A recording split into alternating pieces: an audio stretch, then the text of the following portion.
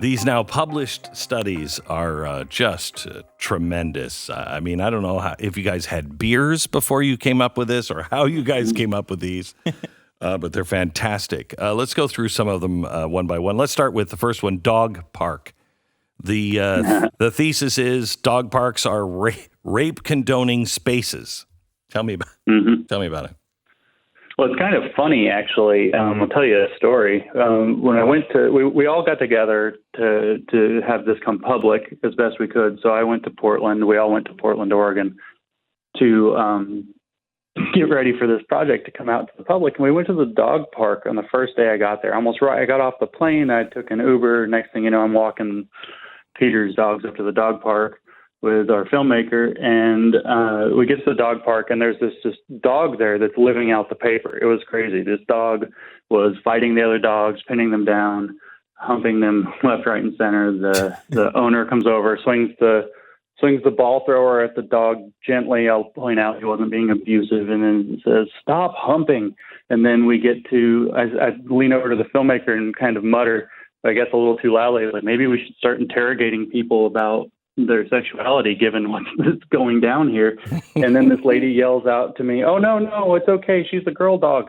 And I was like, oh man, this paper's happening for real.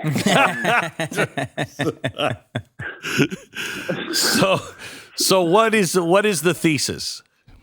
So the thesis was, well, the original idea behind the thesis was that we should write a feminist paper arguing that we should train men the way that we train dogs to prevent rape culture. And so I thought that up today, thought it was pretty funny when I was brainstorming ideas for papers. Threw it to Peter. Peter takes his dogs to the dog park every day. He said, let's work in some of the stuff from the dog park. And as we started working in just, absolutely absurd ideas from what might be considered the most ridiculous dog park in the world, the paper grew into that. And so we made it about so-called queer performativity in human reactions at the dog park, and then ended up concluding things like that we should be able to leash men like we leash dogs to prevent rape, except it's not politically feasible. And it would be great if we could put shock collars on men, but that's not okay either. So we have to shock them out of, hitting on women by screaming at them to scare them and get them to desist from their behavior. The thesis of the paper was, though, that humans reacted differently to gay dog humping as opposed to straight dog humping. And men were far worse about this than women.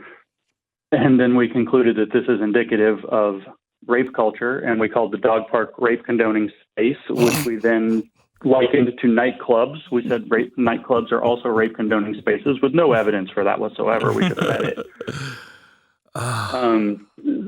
That was pretty out there. That one was really out there. I think I don't know, maybe the one about the feminist spirituality meetings and poetry is a little more out there, but it's probably close to the most. Well, let's finish the dog park. This one was accepted and reviewed. Some of the reviews, this is a wonderful paper, incredibly innovative, rich in analysis, extremely well written and organized, yada, yada. I believe this intellectually and empirically exciting paper must be published. And congratulate the author on the research done and in the writer. Yeah. That was one of the most disturbing parts of this, I feel like, because again, it wasn't like these journals looked at this and didn't really go through it and kind of just it made its way through the process. There are very specific comments from dozens of reviewers who are doing peer review and saying specific things that you wrote that are completely ridiculous, are amazing new accomplishments in the field. I mean, that had to be, while funny and it proved your point, it had to be really disturbing as well. Oh, yeah. That's by far what we consider to be the most important evidence that we gathered in the process of this project. That the papers got published or that they got awards in some case, or one case, and all of this, it's fine. It says a lot and it's disturbing. But the reviewers' comments show that these peer reviewers, which it worked out between 2 and 4 or 5 per paper. So we ended up with something like 45 or 50 total sets of comments. they really did engage with what we did. They really looked at it. They said our analysis was good when our analysis was terrible.